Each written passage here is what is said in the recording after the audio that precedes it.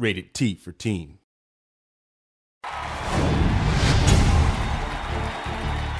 What's up, guys? Nevin Dravinsky, producer on UFC Undisputed 2010, coming to you from the famed Black House Gym, once again in an undisclosed location somewhere in Los Angeles, California.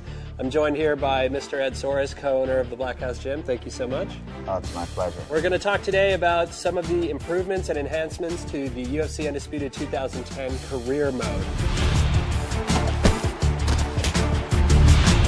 I think what you'll find is a much more immersive experience, much more representative of what real fighters go through. We have weigh-ins, a lot more interviews. We also have this concept of starting rivalries, and you get to kind of pick a fighter voice, and throughout the interviews you can decide what kind of response you're going to give about your opponent, about your sponsors. I mean, Ed, you've been a manager for a long time. You've kind of gone through this. I never really get any sort of antagonistic feelings from your guys. Is it just absolute confidence that these guys have? Definitely his confidence, but I just think that all of our guys are really good guys, and they're, all of the guys I manage, I tell people all the time, it's more like a family. It's more a group of guys that there's no one that I manage that I wouldn't let stay at my house.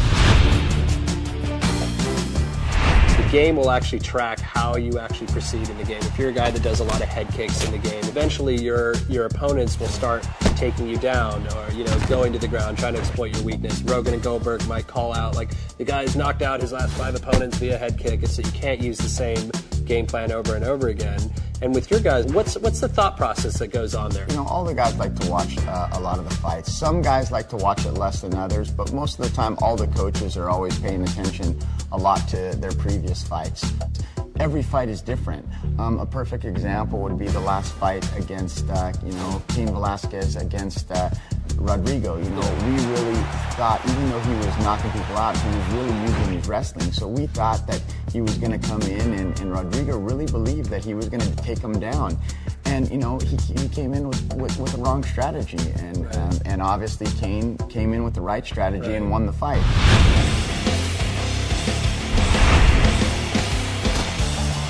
So much like in the real UFC, we give players the opportunity to train at different camps. This year it's not boxer, wrestler, Muay Thai, Jiu-Jitsu guy. You're just learning specific moves, and you go work with members of these camps to get these moves. So for example, if I'm in, heavyweight, I work with Junior and on his boxing, and I work with Nogueira on my Jiu-Jitsu. And as a result, I'll get these specific moves that I'll be able to apply to my fighter. So in career mode, on top of being able to create my own fighter, I could create my body type, my weight class, what brand shorts I wear, what sponsors I have, and then I can also choose what camp I want to go train in. Correct. And all of these things get unlocked in tiers. When you first start out in your career, nobody knows you, nobody wants to sponsor you, But if you fight better, if you start winning, people will start to recognize you, notice you, and want to offer you stuff.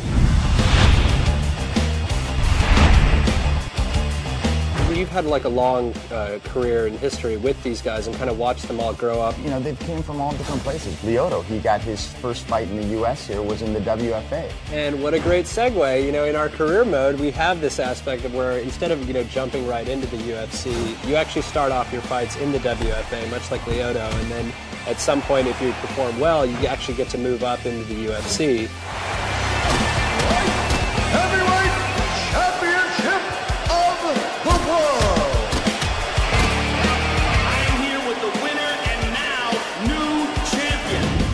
I think they got a little taste of some of the features in the career mode for UFC Undisputed 2010. I think so. For the full interview, go to community.ufcundisputed.com.